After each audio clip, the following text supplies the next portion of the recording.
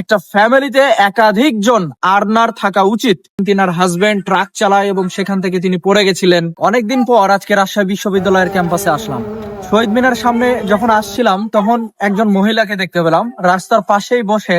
তিনি বাচ্চাদের পুতুল বিক্রি করছেন এবং ওয়েট মাপার মেশিন নিয়ে বসে আছেন এবং তিনি মানুষের ওয়েট মেপে দেওয়াতে হেল্প করছেন এবং সেখান থেকে 5 টাকা করে নিচ্ছেন। এবং তার একটু সামনেই যখন আসলাম ঠিক সেখানে দেখছি 3-4 জন বাচ্চা ছেলে তাদের মায়ের সাথে আমাদের কাছে হাত পাততে আসছে, বলছে 10 টাকা দিয়ে এটা কিনে দিতে হবে তাদেরকে, অথবা তারা বলছে যে বেলুনটা কিনে দাও না। এরকম ভাবে আমার মতন আরো অনেকজনকেই বলছে। একই জায়গা, দুইটা প্রেক্ষাপট এবং 2 রকমের লেসন আমরা এখান থেকে শিখতে পারি। যেই মহিলা ব্যবসা করছেন তিনার সাথে আমি কথা বললাম 5-6 মিনিট এবং তিনাকে বেশ কিছু প্রশ্ন জিজ্ঞাসা করলাম যে তিনি আসলে এখানে কখন থেকে বসেন। তিনি জানালেন 12টা থেকে বসেন। শুক্রবারের দিন তিনি পুতুল নিয়ে আসেন, অন্যদিন নিয়ে আসেন না। তিনি ব্যবসা করার চেষ্টা করছেন, তার কারণ তিনার হাজবেন্ড ট্রাক চালায় এবং সেখান থেকে তিনি পড়ে গেছিলেন, তারপরে বুকে ব্যথা পায়, এখন রিক্সা তিনি জমাতে চালাচ্ছেন। একটা ফ্যামিলিয়াল স্ট্রাগল স্টোরি, যে স্টোরিটার তাকে আজকে এই জায়গাতে বসতে বাধ্য করেছে। ফাইন্যান্সিয়াল যে ব্যাপারটা সেটার জন্যই তিনি একজন ফিমেল হওয়া সত্ত্বেও রাস্তার পাশে ছোট্ট পরিসরে যতটুকু মূলধন আছে সেটা নিয়ে তিনি নেমে পড়েছেন। Instead of going for begging, তিনি ভিক্ষা বৃত্তি বাদ দিয়ে তিনি ব্যবসা করার চেষ্টা করছেন।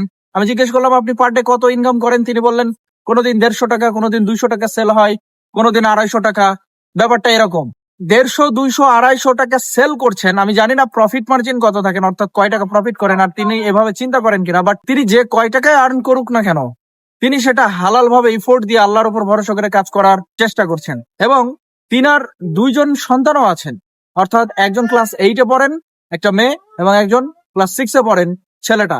তার মানে তাদের পড়াশোনা কন্টিনিউ রাখার চেষ্টা করছেন তিনি। Now she is the only earning member right now. কিন্তু রিসেন্টলি কয়েকদিন থেকে তার হাজবেন্ড আবারও কাজ করা শুরু করেছে। আমি এটা বলার চেষ্টা করছি যে একটা মানুষের জীবনে যদি আসলে ভালো মতন চলতে হয় তবে ন্যূনতম একটা ফ্যামিলিতে একাধিক জন আর্নার থাকা উচিত।